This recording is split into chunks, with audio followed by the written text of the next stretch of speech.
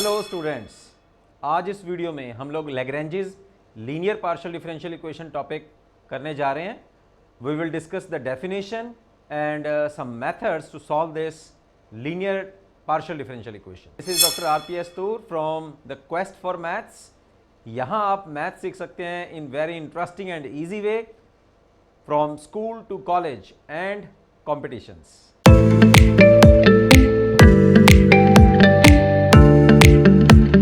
Last lecture we were discussing about the partial differential equations और उनके solutions को हम लोग डिस्कस करने लगे थे। और फर्स्ट लेक्चर में मैंने आपको बताया था कि हम लोग किस तरह से पार्शियल डिफरेंशियल इक्वेशंस को सॉल्व कर सकते हैं by the method of direct integration. Now we are going to define and we are going to start with this topic, another topic, linear partial differential equations of first order. अब देखिए, first order से आपको क्या पता लगता है? First order से मैंने आपको 5 जो हैं वो स्टैंडर्ड नोटेशंस आपको दिए थे। मैंने आपको P लिखवाया था, Q की वैल्यू बताई, R, S और T। These are the second order partial derivatives और ये दोनों जो हैं वो फर्स्ट ऑर्डर पार्शियल डेरिवेटिव्स। तो हमारे इस टॉपिक में जो अब हम करने जा रहे हैं, इस टॉपिक में आपके पास जो लीनियर पार्शियल डिफरेंशियल जो पार्शियल डिफरेंशियल इक्वेशंस आएंगी वो केवल P और Q में होंगी। First of all, first order का मतलब बता रहा हूं आपको। लीनियर का मतलब क्या होगा? लीनियर का मतलब ये होगा कि इन दोनों की जो पावर होगी, यानी कि उस इक्वेशन, उस पार्शियल डिफरेंशियल इक्वेशन की जो डिग्री होगी, यानी कि डेरिवेटिव्स की पावर, वो 1 होगी, लीनियर होगी। That's why it is called linear partial differential equation of first order. P और Q में होगी और ये R, S, T में नहीं आएगी इस टॉपिक में। और एक तो P और Q की जो पावर है वो 1 होगी और ये आपस में मल्टीप्लाई भी नहीं होंगे। A differential equation involving the first order partial derivatives, यानी कि P and Q, is called a partial differential equation of first order. And if the first order derivatives have just one power and they are not multiplied together, then that partial differential equation is called linear partial differential equation of first order। तो इस तरह की जो partial differential equation हो जिसमें P और Q में आए आपके पास डेरिवेटिव्स और वो ना तो आपस में मल्टीप्लाई हो और उनकी जो टोटल पावर है, जो उनकी पावर है P की पावर और Q की पावर जो है वो सिंगल हो, ऐसे ही जो स्टैंडर्ड पार्शियल डिफरेंशियल इक्वेशन है that is called Lagrange's linear equation, जो इस कैटेगरी के अंदर आती है। Lagrange's linear partial differential equation, ठीक है, या लैग्रेंजेस लीनियर इक्वेशन, एक ही बात है। तो ये होती क्या है, इसकी डेफिनेशन क्या है? Any partial differential equation of the form P, capital P, Q, capital Q is equal to R, where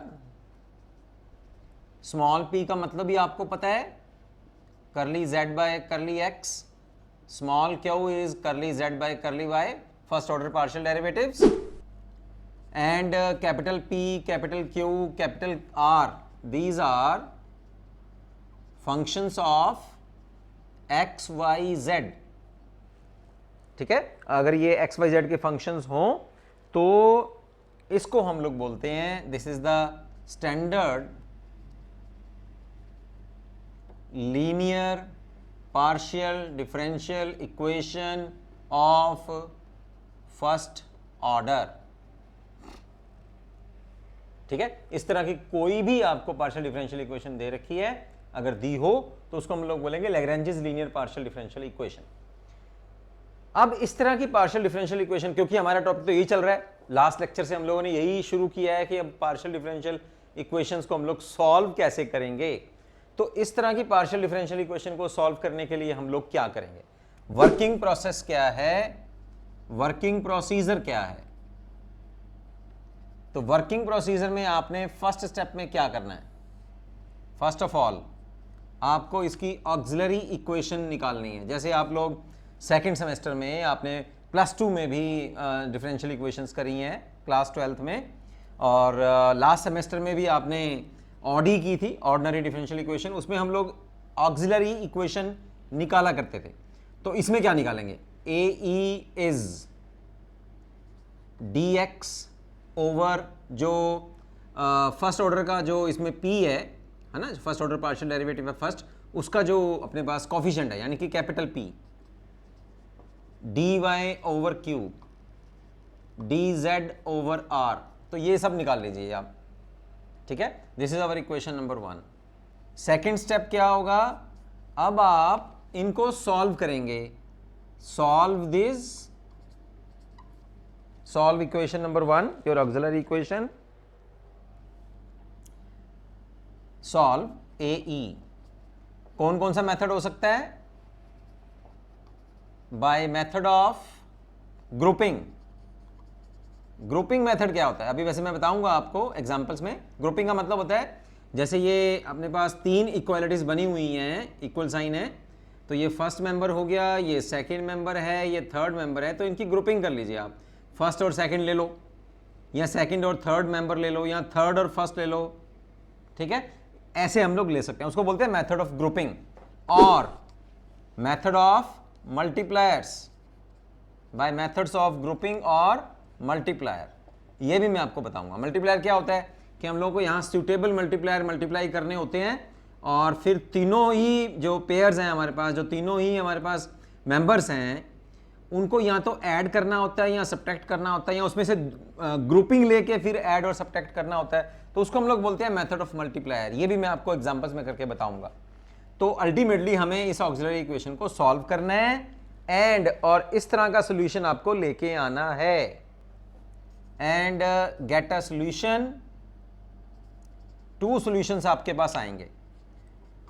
पहला ग्रुप लेंगे, मान लो फर्स्ट और सेकंड ले लिया, तो आपके पास ये आंसर आया u is equal to a, ठीक है। और दूसरा ग्रुप लिया तो आपके पास आया v is equal to b, where a and b are arbitrary constants. अब सॉल्यूशन में तो कांस्टेंट आने ही आने हैं, ठीक है। तो हमने ऐसे निकाल के रख लिया उसको। तो यहां तो आप अलग अलग आंसर दे दीजिए। अब आंसर देने का तरीका क्या है, थर्ड स्टेप क्या है, to write the answer then write like this. दोनों आपको अलग मिल गए हैं, देन या तो आप इसको ऐसे लिख दीजिए phi uv is equal to 0, या इसको ऐसे लिख दीजिए v is equal to phi 1u, या इसको ऐसे लिख दीजिए u is equal to another function of v। तो ये तीनों तरीके हैं आंसर को लिखने के, या आंसर ऐसे लिख दीजिए, या ऐसे, या ऐसे। वो आपको क्वेश्चन में आपको मैं बताऊंगा। This type of solution is called, क्योंकि ये फंक्शन इन्वॉल्व कर रहा है ना, मैंने आपको एग्जांपल दी थी कि इस तरह के सॉल्यूशन को हम लोग फिर क्या कहेंगे, इस तरह के सॉल्यूशन को हम लोग बोलते हैं जनरल सॉल्यूशन, ठीक है। तो ये आप सॉल्यूशन को देखो। अब स्टेप्स क्या बनते हैं कि अगर आपको इस तरह की डिफरेंशियल इक्वेशन दी हुई है तो सबसे पहले आप ऑक्सिलरी इक्वेशन निकाल लो, फिर पेयरिंग मेथड से या मल्टीप्लायर मेथड से आप इसको सॉल्व कीजिए। सॉल्व करके 2 सॉल्यूशन लेके आओ और उन दोनों सॉल्यूशंस को एक फंक्शन लेते हुए उनके अंदर बना लो आप, और इक्वल टू 0 लिख दीजिए, या ऐसे, या इस तरह से, या इस स्टाइल से। उसको हम लोग कहते हैं जनरल सॉल्यूशन। वैसे इन दोनों में से एक ही सॉल्यूशन आपको ठीक रहेगा, या ऐसा लिख दीजिए या ऐसा, दोनों लिखने की जरूरत नहीं है, ये भी दोनों लिखने की जरूरत नहीं है। वैसे यहाँ ज़्यादातर ये यूज होता है, ठीक है। तो ये है हमारे पास Lagrange's linear partial differential equation को सॉल्व करने का तरीका। ये थी हमारे पास डेफिनेशन। स्टूडेंट्स, आज इस वीडियो में हम लोगों ने डेफिनेशन और मेथड डिस्कस किए हैं।